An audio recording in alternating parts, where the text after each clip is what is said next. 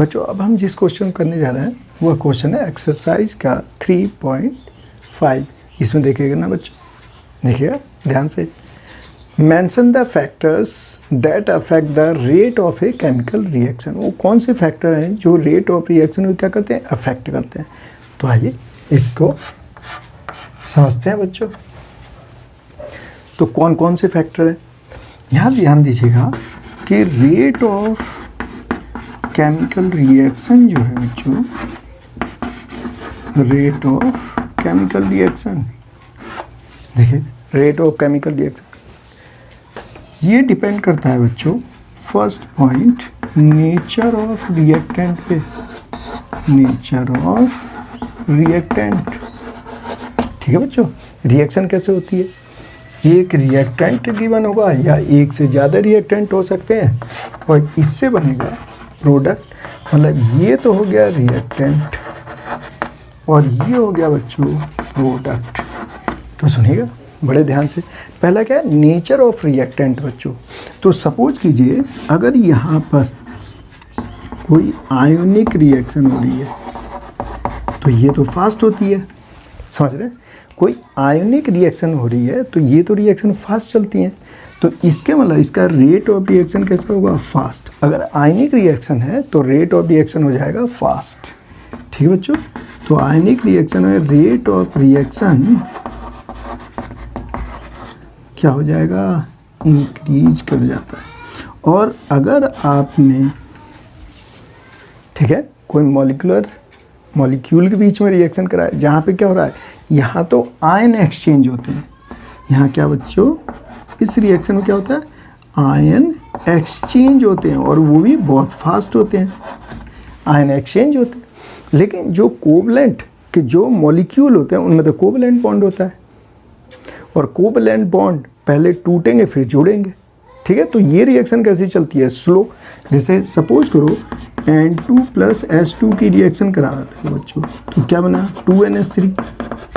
तो आप इसमें देखेंगे इसमें तो ट्रिपल बॉन्ड होता है, ठीक है बच्चों, और इसमें सिंगल बॉन्ड होता है। तो ये कैसे हैं, कोवलेंट नेचर के हैं। तो ये बॉन्ड टूटेंगे और फिर जुड़ेंगे, तो इसलिए ये रिएक्शन कैसे, इसका रेट ऑफ रिएक्शन होता है बच्चों स्लो। रेट ऑफ रिएक्शन कैसा होगा, स्लो होगा। और यहाँ रेट ऑफ रिएक्शन कैसा होगा, फास्ट होगा।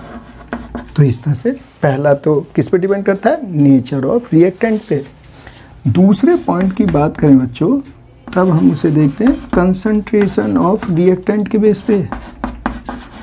कंसंट्रेशन ऑफ रिएक्टेंट के बेस पे तो हमेशा ध्यान रखिएगा कि rate of reaction directly proportional होता है बच्चों, डायरेक्टली प्रोपोर्शनल होता है कंसंट्रेशन ऑफ रिएक्टेंट के। किसके हो गया, कंसंट्रेशन ऑफ रिएक्टेंट। बच्चों आप ध्यान दीजिएगा। तो ये कौन सा बताया, ये मैंने बताया मॉलिक्यूलर रिएक्शन, मॉलिक्यूलर रिएक्शन। अब देखिएगा बच्चों, मैं दूसरा जो फैक्टर है वो है कंसंट्रेशन ऑफ रिएक्टेंट। तो इसमें क्या होगा, rate of reaction directly proportional होता है कंसंट्रेशन ऑफ रिएक्टेंट के। कंसंट्रेशन बढ़ाओगे रेट ऑफ रिएक्शन बढ़ जाएगी। अब आगे चलते हैं बच्चों, अब हम बात करेंगे टेम्परेचर की। टेम्परेचर ये है थर्ड। तो देखना बच्चों, ध्यान रखिएगा, जब भी हम टेम्परेचर, क्या कहा कि जब भी हम temperature when will increase 10 degree Celsius या we rise 10 degree Celsius temperature, then rate of reaction becomes double। क्या हो जाता है, ध्यान देना बच्चों। तो रेट ऑफ रिएक्शन हो जाती है double. It means rate of reaction जो होगा बच्चों, rate of reaction this is directly proportional to होगा टेम्परेचर के। ये ध्यान, टेम्परेचर उड़ाएंगे, रेट ऑफ रिएक्शन। जो अगला फैक्टर है फोर्थ, सरफेस एरिया। तो ध्यान रखिएगा, जितना आप सरफेस एरिया बढ़ाएंगे, मतलब जो जितना पाउडर फॉर्म में होगा, ठीक है, सरफेस एरिया कैसे बढ़ेगा, जब आप उसे क्या कर दें, क्रश कर दें, ठीक है, तो सरफेस एरिया बढ़ जाएगा। तो हमेशा ध्यान रखना है कि रेट ऑफ रिएक्शन जो होगा बच्चों, rate of reaction directly proportional होगा सरफेस एरिया। ध्यान रखिएगा, जब आप सरफेस एरिया बढ़ाएंगे तो रेट ऑफ रिएक्शन बढ़ जाएगा बच्चों, ठीक है। अब ध्यान दीजिएगा, अब ध्यान देना बच्चों। नेक्स्ट फैक्टर जो फिफ्थ है, नेक्स्ट फिफ्थ है बच्चों, presence of catalyst. Presence of catalyst. अब ध्यान देना बच्चों, अगर कैटालिस्ट की प्रेजेंस होगी तो रेट ऑफ रिएक्शन इंक्रीज कर जाएगी। देखिएगा, कैटालिस्ट अगर प्रेजेंट होगा बच्चों तो this is increases the rate of reaction. Catalyst की प्रेजेंस में रेट ऑफ रिएक्शन हमेशा क्या होगा, इंक्रीज। देखिए, प्रेजेंस होगी तो इंक्रीज कर जाएगा, ठीक है। ऐसा क्यों होता है, इसका कारण है due to reduce activation energy. Activation energy क्या होता है, एक्टिवेशन एनर्जी को रिड्यूस कर देता है, जिससे रिएक्शन कैसी हो जाती है, फास्ट। देखिए, इसे ग्राफ से समझते हैं बच्चों।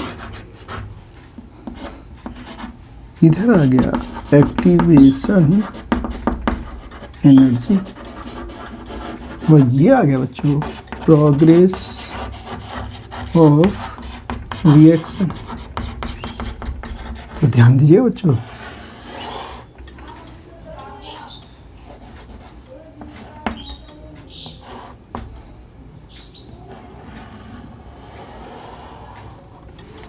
ये देखिए, अगर हम यहाँ पे एक्टिवेशन एनर्जी देखें ना बच्चों, तो ये तो एक्टिवेशन एनर्जी है कैटालिस्ट की प्रेजेंस में, प्रेजेंस ऑफ कैटालिस्ट।